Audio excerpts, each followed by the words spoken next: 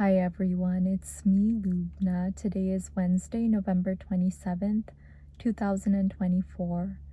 This video is dedicated to my beloved, and the topic of this video is going to be about seeing the child in another person, or in other words, about seeing the fundamental innocence within another person, in fact, within every person.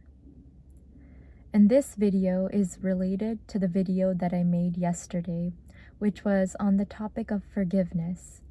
And the video that I made yesterday was titled, All Minds Are Joined. And in that video, I had mentioned something about how when we perceive that somebody has wronged us in some way, we should tell ourselves that they didn't know any better. And this idea is related to the idea of seeing the child in another person and seeing the fundamental innocence in another person. And before I talk about that topic more, I wanted to share with you a love note that I wrote to my special person in this book of love notes that I've been keeping intermittently throughout this year. And this is a love note that I wrote on Tuesday, June 4th, 2024. So I'll show it to you before reading it aloud to you. There it is, and let me read that aloud to you now. Here it goes. Tuesday, June 4th, 2024. As soon as I woke up today, I texted you to let you know that I missed you. My first thought of the day was you today. It is always you. I felt very devastated after we parted ways yesterday. I worked out for you this morning. I can't wait for the day to be over so that I can be with you again. I finished our coffee from yesterday, which we didn't get to enjoy together. It made me feel sentimental. The cup has your name on it. I'm going to keep it forever. I felt so bad, so guilty, that we could not stay at the Barnes & Noble and drink the coffee together, which you so lovingly and selflessly bought for us. I don't know why this one small thing has made me so emotional. You work so hard to love me and do things for me. So that is the love note that I wanted to share with you today. And I know that it might seem kind of random and unrelated to the topic of this video, but I just wanted to bring it up because the person that I love, in my eyes, is seen as a child, an innocent child.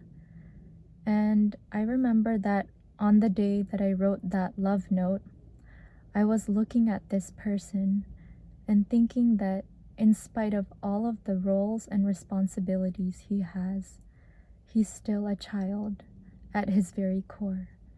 And that's how I see him. We're all just children at our very core. In spite of all of the roles and responsibilities that we have, and all of the titles and the positions that we gain, all of the power that we gain in this worldly life, on the inside, we're all just children. And I thought about this today because this morning I had an exam for my sociology class, and I didn't do that great on the exam. I mean, I did okay. I just didn't get as high of a score as I wanted to because I ran out of time to study and I just studied last minute for it.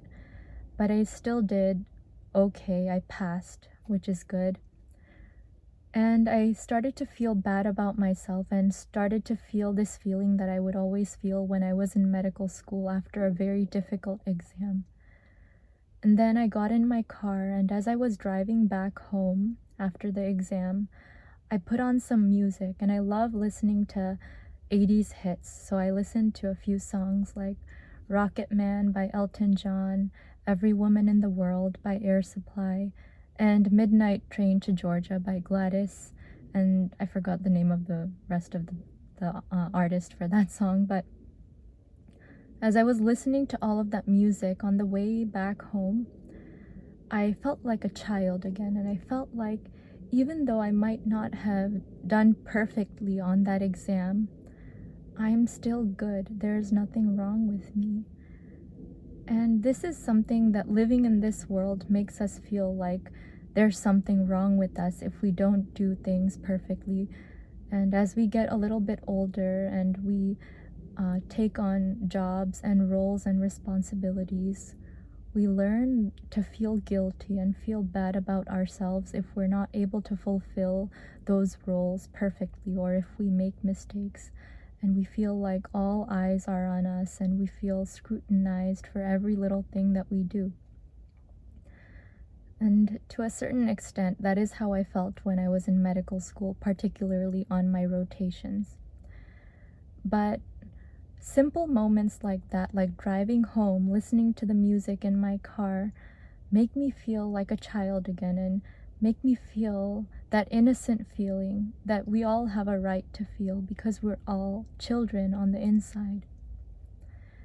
And another thing I wanted to relate this to is something that I realized while I was on my medical school rotations.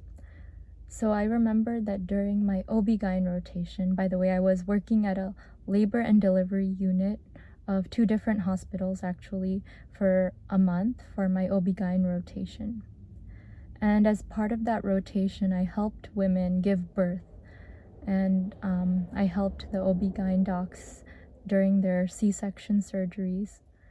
And I got to see many people, many human beings brought into the world for the first time, taking their first breath of life.